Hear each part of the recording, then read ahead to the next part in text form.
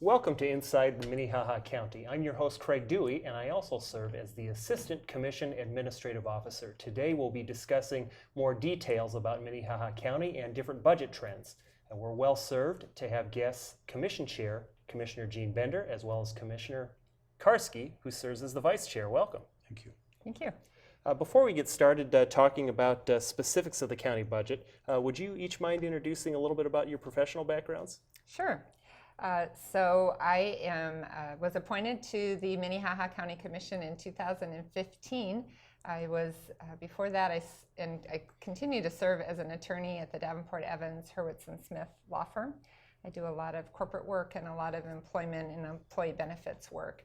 And so that's been able to hold me in pretty good stead at the commission as we deal with a lot of those issues.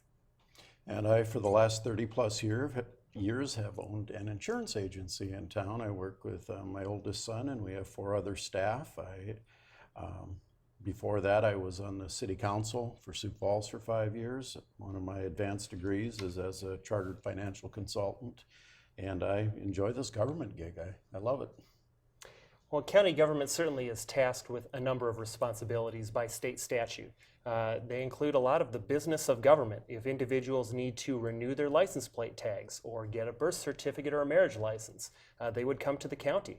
As well as public safety is the county's responsibility, and that would include law enforcement as well as jails and prosecution as well as public defense should someone qualify for a public defender. Additionally, counties conduct elections as well as manage the assessment process for property as property taxes are assessed and then distributed to the different units of government. Additionally, though, the county also has planning and zoning services for individuals who live outside of municipalities, and you are also tasked with paying for court costs by the courthouse, even though the judges themselves and their staffs are employees of the United Judicial System through the state of South Dakota. And then lastly, the counties also have some intergovernmental partnerships with the city of Sioux Falls as a few examples. One would be overseeing Metro Communications, which provides 911 emergency response services, as well as the Siouxland Heritage Museums. And then lastly, the Siouxland Libraries are ongoing continued partnerships. As we look more specifically, though, at Minnehaha County, how many employees does Minnehaha County have? Well, it's interesting when you talk about that large breadth of responsibilities that the county has. It takes a lot of people to accomplish all of those tasks. So right now, Minnehaha County has about just shy of 580 employees, and almost 2/3 of those are all work in the public safety realm. So take care of folks after they're arrested through jail and through prosecution and public defense, and then into the court system. So a lot of our employees are tasked with public safety responsibilities. So Commissioner Bender, you mentioned the fact that Minnehaha County has just shy of 580 positions. If we look ahead to the 2020 budget year, what do those new employees look like and what areas do they work in? Well, you know, those 580 employees, I should have emphasized, those are full-time, part-time, and seasonal employees, because we do have some employees that come on primarily just for the summer season to work in the parks and to do some of that seasonal work. But of the new employees that we're proposing to add for the 2020 budget, all of those positions are all in the public safety, and we're looking at 20 positions, which is a combination of full-time and part-time positions. Well, thanks for that rundown. And Commissioner Karski, government does collect its revenue through taxes.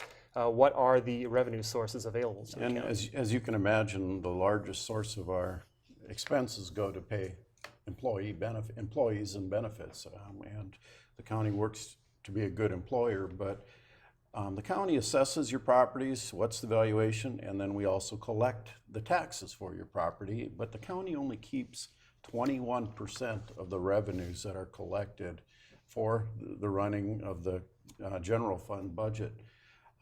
Other parts where we receive revenue, an example would be when you pay your vehicle registration. There's a wheel tax and the registration fee. A large portion of that money comes back to the county. Our general fund budget is about $64.5 million. On top of that, we have a highway budget that's $16 million, and that $16 million is specifically tagged to highways, roads, bridges, culverts, equipment for the highway department, but it is not used for any sort of construction of like facilities or that type of thing for the highway department. In the last 7, 8 years since 2012, our revenue growth has averaged 4% or about $1 million a year. And that 4%, 1% of it is the increase in the consumer price index. The state tells us what we are able to take every year for the CPI. And then all that growth we see throughout Minnehaha County, all the new construction, about 3% of the revenue growth, the tax growth, comes from new development. So most of our revenues and fees are set by a specific level by state statute. It's called the mill levy, so much per $1,000 of value. So we can't increase that mill levy. All we can do is look at an opt-out in order to fund the budget needs that the county has that are growing at a rate faster than what our general fund revenues are able to grow at. It's important to note that counties receive absolutely no sales tax revenue. Only states and municipalities are authorized by statute to collect a sales tax. We do get about $600,000 here in the last 3 years from alcohol tax revenue that the state has agreed to share with the counties. And then other sources, small sources of revenue might be the bank franchise tax, where we get about $1 million a year, and that could go anywhere from $600,000 to $1.2 million. We just don't know where it's going to be at. So those are some of our revenue sources. And with the different property tax dollars that are collected by the Treasurer's Office through each of the counties, Commissioner Bender, would you mind going into a little bit of detail about the split of those tax dollars and the different governmental units it goes to? Yeah, well, it's interesting, and I think a lot of people don't realize that, as Commissioner Karski said, the county gets no sales tax revenue, and most of our funding does come through property taxes. We collect that property tax, but as Commissioner Karski said, we only keep 21% of that property tax. 28% goes to the city, who also gets sales tax revenue, and then the bulk of that property tax, 51% of that, goes straight to the school districts. And so it's interesting that we don't really keep very much of that property tax, even though it is basically our sole source of funding. There are some special levies that also might apply to folks that live out in some of the rural areas. There could be a levy for a library, for example, or sometimes there's special levies for townships and other special levies like that. But the bulk of the money that comes in is through property tax. And one thing that also makes county governments unique is the sense that they differ from many of the other governmental units across the state, or even if you look at the federal government. What makes Minnehaha County unique as far as how its government is structured? Yeah, Minnehaha County and every county in the state of South Dakota has, in Minnehaha County, we have 5 commissioners, and we're all equal authority, I guess you could say, compared to the city, the county, and the city, the state, and the federal government, where we have a city mayor, a state governor, and obviously a president, and then they also have the legislative branches. In the county, we don't have one executive that's in charge of the whole process. So a county commissioner is not only responsible for being a legislator, we're also an executor, and each one of us has different roles that we fill as a liaison to different departments. For example, some of my liaison roles are to the highway department, to the equalization office, and to the public defender office. And my job is to work with those department heads and to help them develop their budgets, assist them in managing their staff, that type of thing. There are 3 other elected officials: the auditor, the treasurer, and I'm sorry, it's 4, the auditor, the treasurer, the sheriff, and the register of deeds in most counties, specifically in Minnehaha County. Now, these elected officials, the treasurer, the auditor, etc., are free to run their operations as they see best. We have no control over that operation. all we control is the budget that, and maybe staffing that they request. So they work with us budgetarily and for staffing. And the state's attorney as well is included in that group. I apologize, yes, the state's attorney, I missed one. Oh, yes. Counties certainly have a very wide breadth of responsibilities. I think now we'll go and take a break, and when we come back, we'll delve more into the budget process and how it looks for Minnehaha County, but let's take a quick look at what the Minnehaha County Highway Department's doing.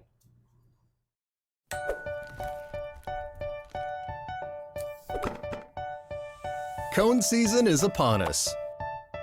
Not that kind of cone, construction cones. Yes, we know that construction season can be frustrating, but you still have to follow the rules. When you see a stop sign, you need to stop. Yield still means yield. And you might want to slow down so you don't take a cone home with you. Respect the signs, follow the rules, and avoid an accident this construction season. Minnehaha County Highway Department, celebrating 100 years of happy highways.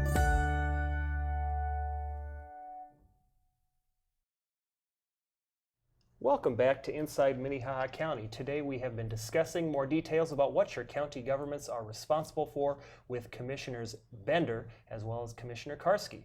And as we go into this segment here, Commissioner Karski, we just got done talking a little bit about some of the financial responsibilities for county government and what the revenue sources are in budget. Later in the show, we'll be talking a little bit more about the 2020 budget specifically and the opt-out decision that you made. But let's start, Commissioner Bender, with the budgeting process. What does that look like for Minnehaha County? Well, I think it is a kind of a unique process, particularly if you're familiar with other branches of government. As Commissioner Karski said, we have executive responsibilities as well as legislative responsibilities. So we work from the beginning to help build up our budget. We meet with our liaison departments. We all have different departments that we're responsible to meet with. They prepare kind of an initial budget and we go over that with them. And then they turn that into the auditor's office, who are great partners in building up the whole budget. And the auditor's office then will put all of those items into one large budget. And then we have several budget hearings where they're noticed meetings. The public is invited. We encourage people to come and attend those meetings. They're usually pretty intense meetings where we're going through each department's different budget requests with a lot of focus on the things that we ultimately have control of, because a lot of things are mandated to us by state statute. But after we have those budget hearings, then we make tough decisions about, we look at what our projected revenues are and we pare down the budget request to a point where we can try to meet those requests, and sometimes it requires us to look at ways to try to increase revenue if we feel like the needs are such that the services are demanded or are mandated for us to provide. And so we had a vote on kind of a very preliminary budget a couple of weeks ago. We'll have a final vote on a preliminary budget the very end of July. And then in September, very end of September, we're required by statute to approve our final budget. And so that's a little bit of how that process goes. But there's a lot of time and attention that staff and the auditor's office and human resources and then the commission office spend during those months of late April through the end of September to try to finalize a budget that we think is in the best interest of all the citizens of Minnehaha County. Thanks, Commissioner Bender. One thing that I would appreciate if you could touch on as well is the fact that state law does require counties uniquely to pass a provisional budget, whereas other governmental units aren't. I know, it's very interesting. It was interesting to me because I served on the Brandon Valley School Board for a number of years before I was appointed in and then elected into this position.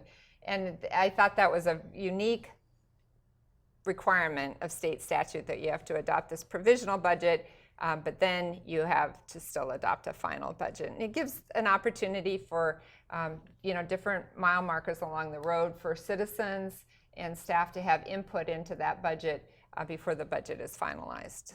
Well, and that provides a good segue, Commissioner Karski, to a project that you helped head up in terms of looking at the county budget in more detail and getting some input from different stakeholders in the private sector as well as the public sector. Could you talk a little bit more about what the Financial Action Network is and what it tried to do?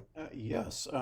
Shortly after I was elected in 2016, Bob Timian, who was former school board president for Sioux Falls School District, asked me if I had ever considered taking the Financial Action Network theory that the school board had used several times to the county level. And he filled me in on the details, and I took it to the county commissioners individually, and I said, what do you think? And everybody was fully on board. I went to our auditor, Bob Litz, because it involved a lot of his staff and people in helping with the process at full buy-in. And basically we had a group of about 11 people, CFOs, CPAs, business leaders, that we assembled for a series of meetings, and we took a very deep dive into the budget, how it's created, the trends, and kind of the direction that the county is going to be going.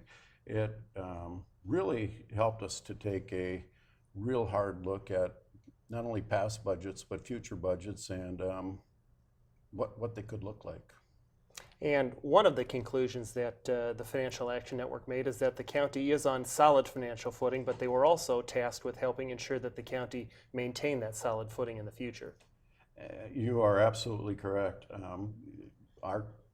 We have a very strong record for decades of county commissioners and the diligence that they have done in assembling the budget and hiring the right people, and in managing, administering the county.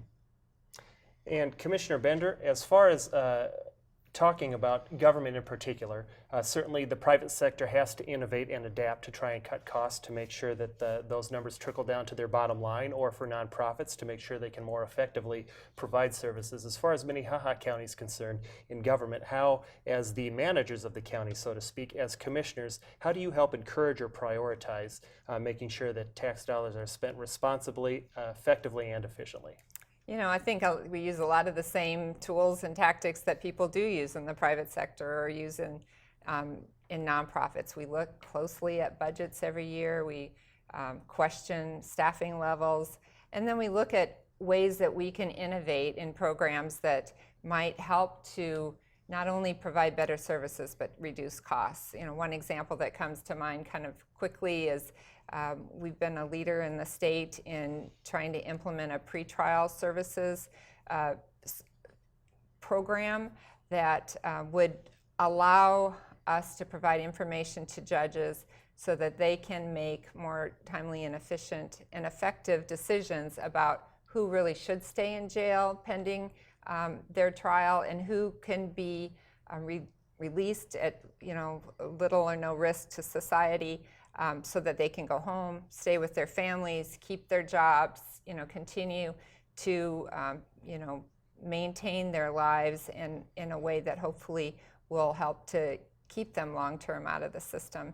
That not only saves tax dollars when we don't incarcerate people, shockingly enough, a night in the jail is a pretty expensive endeavor, and so we'd prefer not to do that from a pure financial standpoint, but also just from a society and policy standpoint. I think there are some people that we want to have stay in jail because we are scared.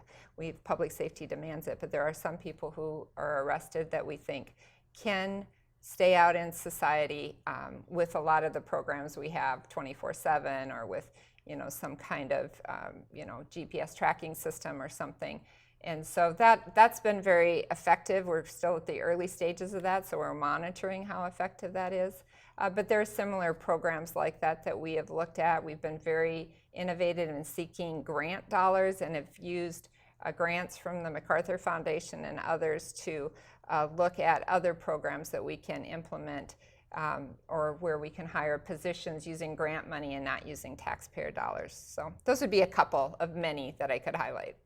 And one thing, too, that the Commission has taken a priority on is juvenile justice reform in taking that from the adult level as well. And nationally, Minnehaha County has been a leader in that subject, and as the county continues to work on implementing some of those best practices. But commissioners from Minnehaha County have been asked to speak around the country at some different legislative conferences as well. Yeah, it's been great to be recognized as a leader in some of those programs, and they're win-wins for all the citizens of Minnehaha County. They're good for the juveniles, and they've allowed us to downsize our JDC, and at one point we were looking at having to build a new facility, and we were able to back off on that. So it's a win from a policy standpoint, and it's also a win from a financial standpoint. So we look for those kinds of things that are wins all the way around. So we want to put the people in jail that scare us, not that make us mad. And the cost of housing an individual is high, but the societal cost of taking it could be a family breadwinner that made a bad choice one night, and taking them away from their family to be incarcerated over a few days, and taking them away from their job, and the other societal implications of that. We want to make sure that we're putting and keeping the right people in jail, the ones that scare us. Well, thank you for that rundown on those subjects. We'll take a brief break here and take another look at a different video of what the Minnehaha County Highway Department is doing right now. And when we come back, we'll discuss the 2020 budget for Minnehaha County, the proposed budget rather, and then also discuss some of the driving factors in the decision to opt out during the 2020 budget year.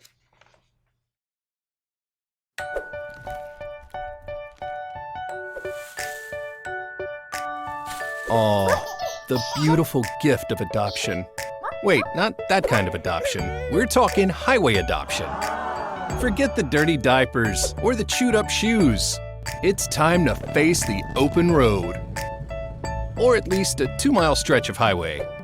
They might not be as cute and cuddly, but ditches need love too. After all, you can help the environment, be deemed a community hero, and promote your organization for free. Be a highway hugger. Adopt a highway today. Minnehaha County Highway Department, celebrating 100 years of happy highways.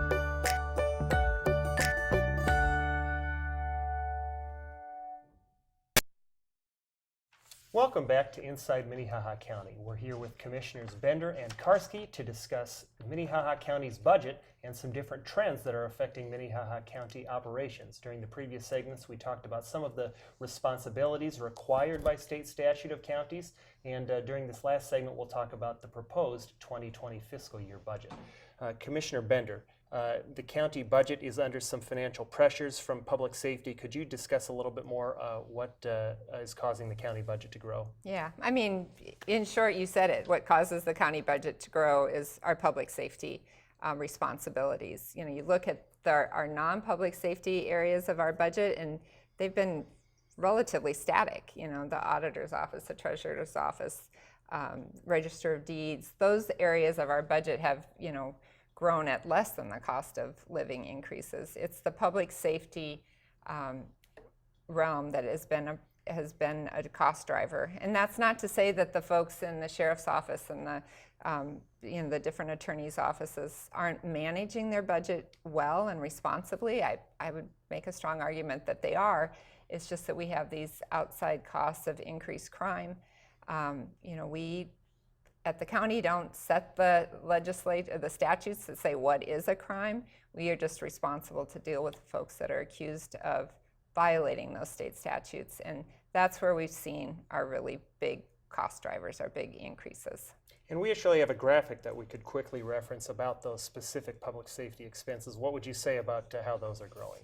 You see increases in the sheriff's office, but where we've seen really significant increases have been in the court side, where we really have virtually no control, and in the public defense and the state's attorney's offices. Those offices have all been under a lot of pressure. You could argue that we've played catch up a little bit, but there's significant increases in all of those areas. And then Commissioner Karski, referencing how those different public safety expenditures impact the proposed budget for 2020, why is the commission opting out? Well, as we talked earlier, our revenues are increasing at a rate somewhere between 3% and 4% a year on average for the last several years, but our public safety expenses are going up closer to 8 or 9% a year. It's just an untenable situation. We have to address it. The only way for us to address it is through an opt-out. 94% of our spending is required by state statute. We have to hire the sheriff and the deputies, the state's attorney, the public defender, the treasurer, the auditor, etc. 94% of our budget goes to that. Only 3% is authorized by state statute that we choose to do, like hire a human services director. With almost 600 employees, we need a human services director, human resources, I'm sorry. Information technology, the cyber attacks and just managing our system for our taxpayers is crucial from an IT perspective. Very little goes into discretionary spending. We also fund stuff out of the authorized, like the fairgrounds. They get a small portion of our budget. The Compass Center, the Children's Inn, the Family Visitation Center are all things we fund with marriage and divorce fees that go with when you register for those types of things, go to fund some of those things. So, as Commissioner Bender said, most of our increases to our budget have been coming not because of poor administration by our public safety people, but simply because of we hear about it all the time, the increases in crime. We have to address it, and we have to make sure we are putting the right people in jail. And so we discussed briefly about some of those public safety pressures that are causing county expenses to increase. The other non-public safety departments have been growing at about 1% a year. So what does that mean for the overall budget? Well, unfortunately, the part that's growing at less than 1% a year is only about 28% of the budget. So, when you look at 66% of our budget going to public safety, that's what's driving our expenses in the county. We want to make sure that if you need to go to visit the county because you want to pay your taxes, you want to register a vehicle, that you get service and you're not waiting unreasonable amounts of time, that we provide a good service to you when you come to the county. And there are also resources online where citizens can conduct business Exactly. as well. Please. Commissioner Bender, as far as the opt-out, how would you see it affecting the average taxpayer? Well, we've voted to authorize an opt-out of $6.5 million, but we don't intend to use that. We hope that that will get us through 4 or 5 years at least. What we are intending to use for our next budget is $1.9 million. We have a history now of doing this where we opt out for more than is needed and try to very judiciously use that amount. We actually thought we were going to have to opt out last year, and we really sharpened our pencils and decided that we could get by with a little bit of opt-out that was left. But if we use that $1.9 million for next year, how that would affect the average or a typical homeowner of a $150,000 home, for example, is that would be right under $20. It'd be $19.10 for a $150,000 house. If you have a $200,000 house, then you're looking closer to a $25 increase in your taxes. And we don't take that lightly. I mean, we know we pay taxes ourselves. We know that it's a difficult year for a lot of farmers and ag folks in our community. So while I think that's a manageable amount of taxes, we recognize it's an increase in taxes, and we do take that responsibility very seriously. And that's the increase for the whole year? For the whole year, yeah. Okay. So just slightly over $1 a month if you've got a $150,000 house. And we've really just begun to scratch the surface on some of the responsibilities and duties that counties provide as required by statute, as well as authorized, and a small amount of discretionary as well. If citizens did want to become more involved and learn more about the county, what are some different options for participating or becoming more aware? There's many different ways. The most obvious, maybe to me, is attend a county commission meeting. We meet every Tuesday morning at 9 o'clock. Love to have you. We take public input. If you want to call us, if you want to call the county commission office, all our meetings are online, so you can watch them at your convenience. So there's many different ways to find out what's going on and to contact us. The website is a great source of information if you take some time out there. If you're dealing with flooding, right now there's information for FEMA on our website, and just about every service that we provide, you can find some information out on that website. So it's a great source. And I think all of the commissioners are pretty accessible. So you can email us, you can call us, that information's available as well. So, reach out, we'd like to hear from folks. Well, thank you for serving in elected office, and also thank you for coming on the program to share a little bit more about the county today. Thank you. Thank you. And thank you for tuning in to Inside the County Commission.